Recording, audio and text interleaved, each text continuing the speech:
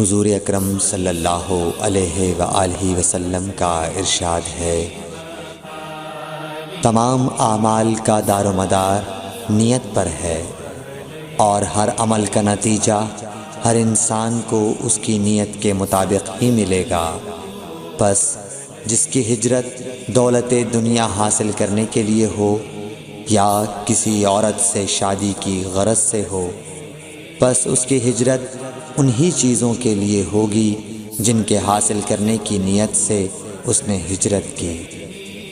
صحیح بخاری حدیث نمبر 1۔